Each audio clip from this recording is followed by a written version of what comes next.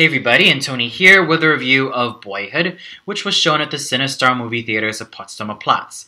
The film was directed, written, and produced by Richard Linklater. It was co-produced by Kathleen Sutherland, Jonathan Ziering, and John Sloss, and it stars Eller Coltrane, Ethan Hawke, Patricia Arquette, and Lorelei Linklater. Now, when I saw the trailer of this film on YouTube and even saw the poster of this film, I was quite interested, even though I didn't really have such high hopes. Though watching the trailer made me have such high hopes for this film. And as soon as I finished the film and walked out of the theater, I was totally blessed to have caught this film while it was still running on theaters. Because, well, words cannot describe just how masterfully done and just how phenomenal this film was. And it even had the honor of winning some awards at the Berlinale Film Festival and even the Seattle Film Festival. Most specifically, it was nominated for a Golden Bear, and it won the Best Director Award and another award which was for the German Guild of Art Films. So it rightfully deserved to win those awards, and, well, story-wise, I am trying to keep this review spoiler-free. But what I can say about the story is to say that this film is relatable in every aspect is just totally an understatement. I would go out of my way and say that this is the understatement of the year to say that this film is relatable. I would go out of my way and say that this film is like a mirror to how you grew up when you were a kid, a teenager, and an adult. And this film took a grand total of 11 to 12 years to film, well, including the release that it had in the Berlinale Film Festival. It was filmed from 2002 all the way up to 2013.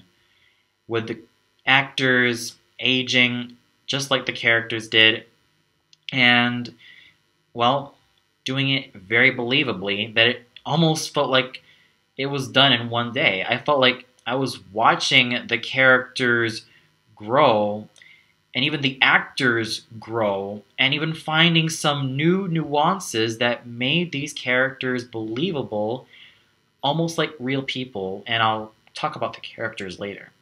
What's also notable is that one of the actors, Ethan Hawke, has also worked on a lot of films with Richard Linklater, and most notably the Before films, Before Sunrise and Before Sunset. And, well, like I said, the story is very much like a mirror of how we grew up from kids, well, usually like being very curious of the world, collecting fossils, playing video games, watching cartoons, especially like Dragon Ball Z, and growing to teenagers who are finding themselves in the world and even outside school and inside school, to young adults who are still aspiring to be the people that they truly want to be in their lives, and even finding, well, what's the meaning of life. And this film, in terms of its story, had a lot of respect and care, which is all thanks to just how well written and just how, well, real and authentic this film really is. That is one word I can describe Boyhood in terms of its story and writing. Authentic. Nothing here feels Hollywoodized. Nothing here feels fake. Nothing here seems out of the ordinary. Nothing here seems out of belief. It's extremely believable and extremely real at just how people are portrayed growing up. And the cinematography was done very well, save for one scene in which there was an obvious green screen background. But other than that, I felt that the cinematography was just like a camera following the lives of growing up, from kids to teens, and it was just absolutely done well. in the film's favor. The characters were more than just characters. They're real people. They almost feel like real people, just like the ones that we know from school, from work, from our families, and probably from everyone in our lives. Mason Jr. has went through a very interesting childhood. He usually gets in trouble in school for doing such weird things like sharpening rocks, thus breaking the pencil sharpener that the teacher uses. And he also loves to collect old fossils. He likes watching Dragon Ball Z and many other cartoons. He likes to play video games more than doing his homework, and a lot of other things. And as soon as he develops into a teenager, he starts to become a lot more melancholy, though he still has a great relationship with his dad, and has started to gain a great interest in photography, and wants to pursue a career in that field, and even had a relationship, though it didn't end really well. But it's still a part of his life. He was a very fascinating character, whether he was a kid or a teenager. He was fascinating all throughout, and I could definitely relate with him. Because, well, I was almost like Mason growing up. I did do some pretty weird things as a kid, and just like him, I also liked Dragon Ball Z and a lot of other mainstream animes like Sailor Moon, and also a lot of Disney films. And I also like to play video games like Soul Calibur and Soul Edge, and even Tekken, and even that Rugrats video game more than doing my homework and even going to school. And I also like watching a lot of TV more than going to school. And when he grew up as a teen, he was not really interested in sports, but interested in photography. It was an area that I was quite interested in, but like I said, I was a lot more interested in the performing arts, and I'm sure that you've seen a lot of my other videos already expressing that experience, but for those of you who haven't, I'll probably say this again. I was more interested in acting, singing, dancing, and playing the violin. I've been a member of the string ensemble for 4 years. I've been a member of the cheer dancing team for 4 years. And I've also been singing in a lot of annual productions, and I've also been an actor for 4 years straight, to the point where during my first year of high school, I had a Best Supporting Actor award, and during my second year, I was just nominated for Best Supporting Actor.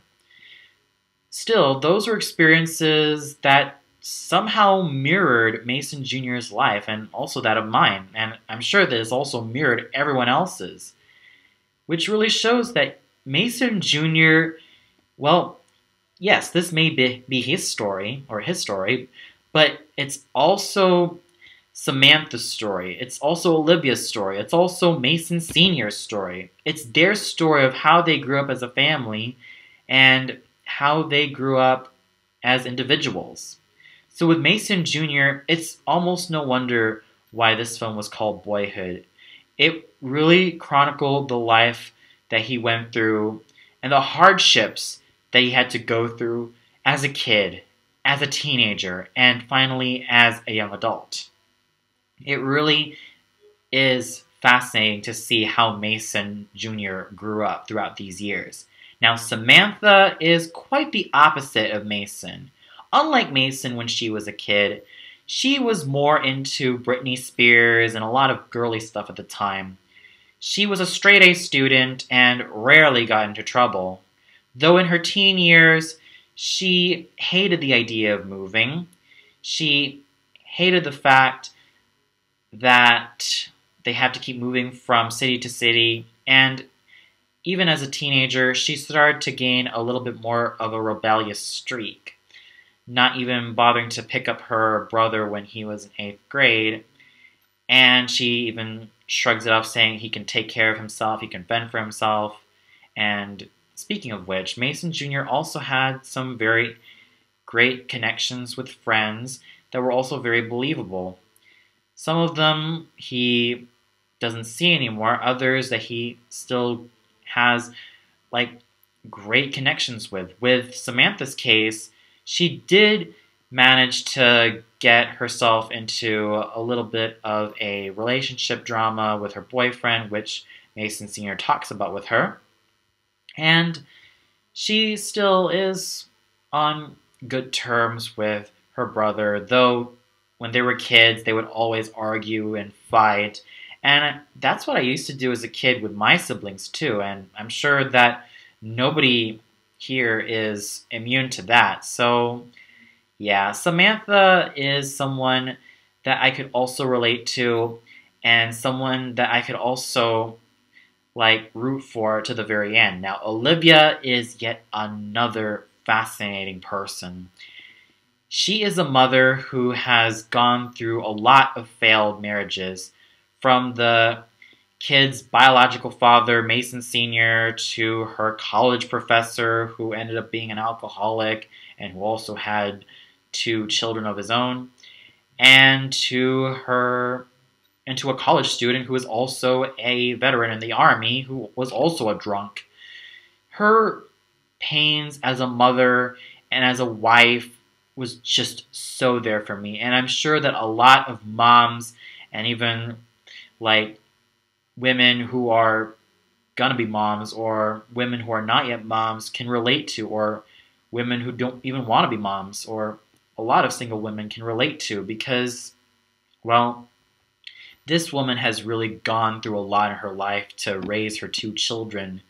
She has moved from city to city to find herself a stable life. And even going through college to get her bachelor's, to get her master's, and finally to get a teaching position while still trying to keep herself, to keep her 2 feet on the ground. And she really tries to raise her children to the best of her abilities and tries to, well, stable herself a little bit more. And the marriages that she's had with her husbands and the argument that she had with the biological father, Mason Sr., was kind of like something that our parents went through, and I'm sure that a lot of moms and dads can also relate to.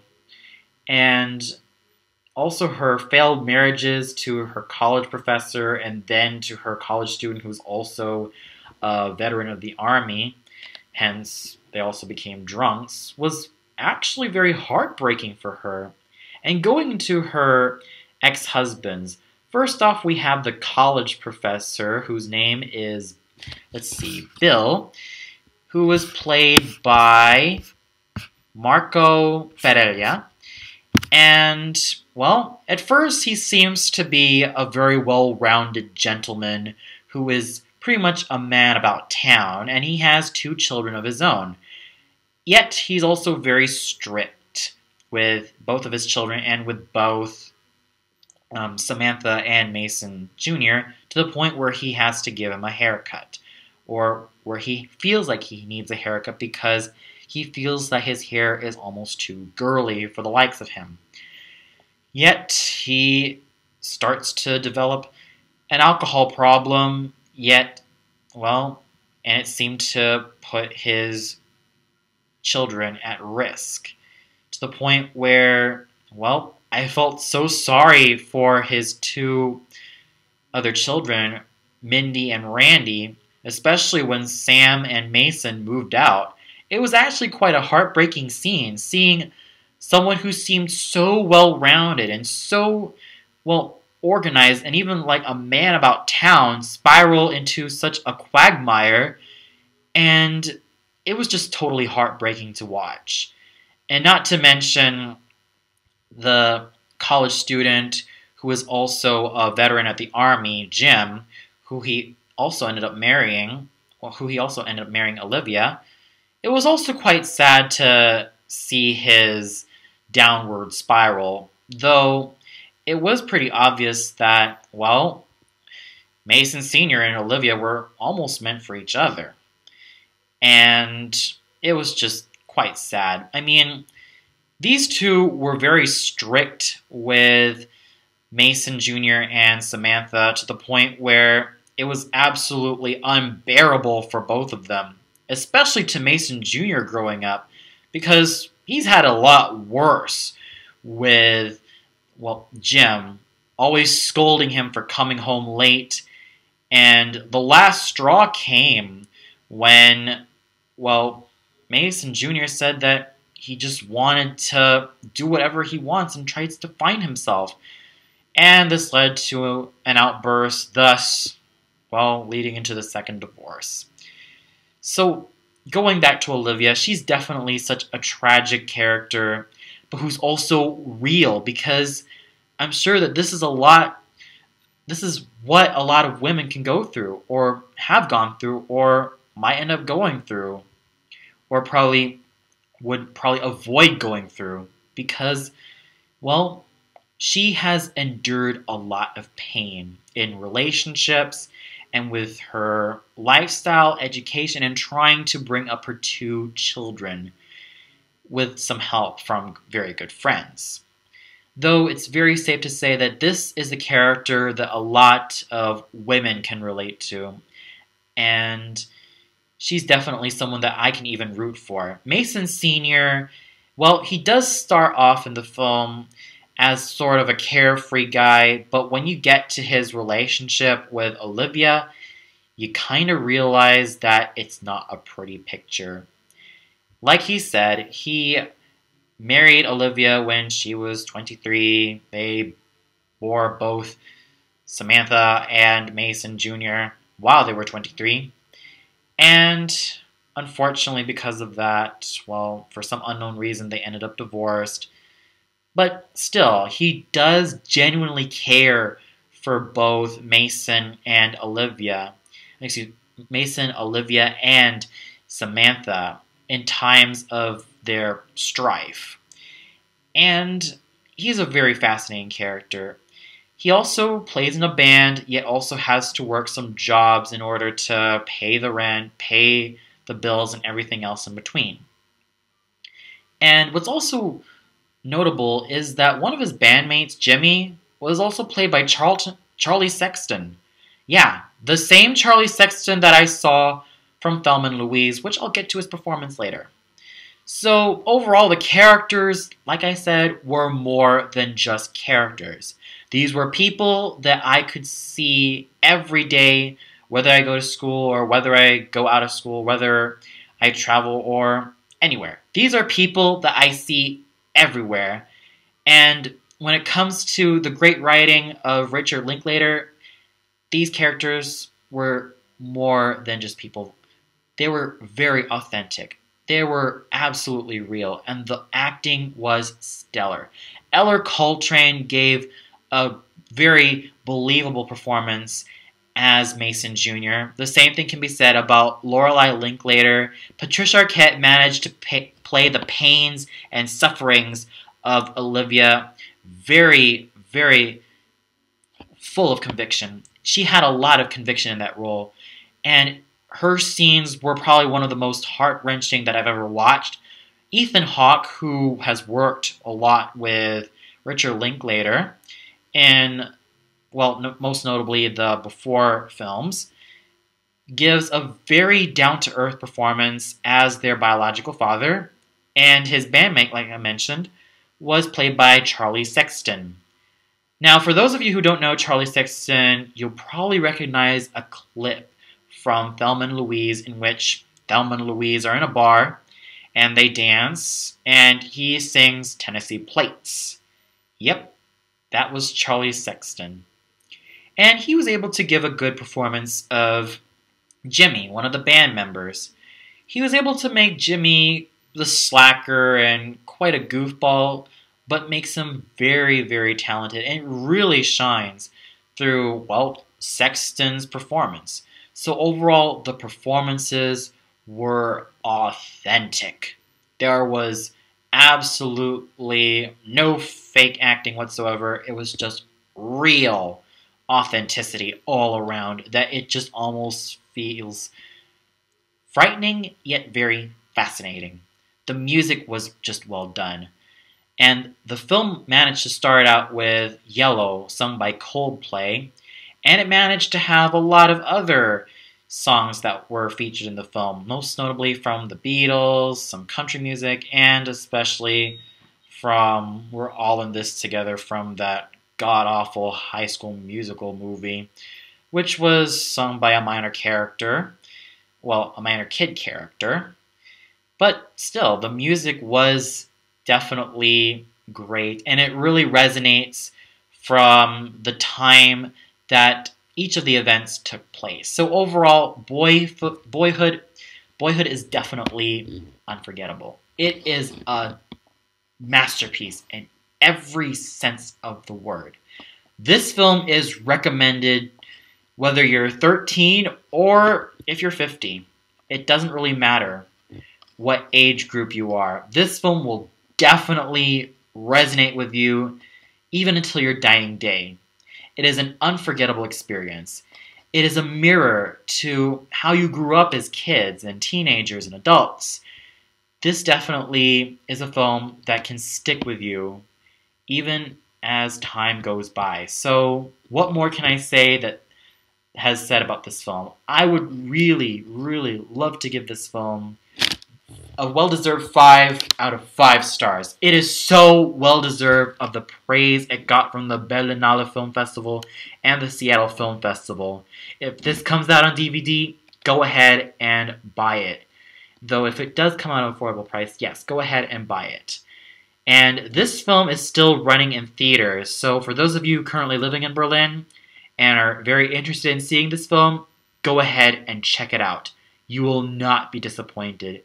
And the fact that this film took 11 years, a grand 11 years in total, plus that 1 year, well, which makes it 12, for its release in the Berlinale Film Festival, makes it very worthwhile. So go ahead and check this film out. This film will make you laugh, cry, but mostly cry from the inside because of just how real it is. But it will never disappoint. This is an absolute masterpiece. And I really, really hope that this film will get picked up for the Oscars because this has a lot of potential to win a lot of awards from the Oscars. I would really go out of my way and say that I really hope that Patricia Arquette gets an Oscar. I really hope that Eller Coltrane gets an Oscar for Best Actor. I really, really hope that this will happen. But until then, we can hope and pray that this film will get picked up for the Academy Awards. Well, that's all for now. Be sure to tune in tomorrow for probably another movie review. I don't really know if I'm going to make another movie review tomorrow, but we'll see because I'm having a very busy schedule with rehearsals and a lot of stuff going on and all that. Not to mention, as you can tell from how long I haven't really posted a review, well, the only video that I've posted on YouTube was simply a birthday shout out to Sam Fleming, aka South Jersey Sam.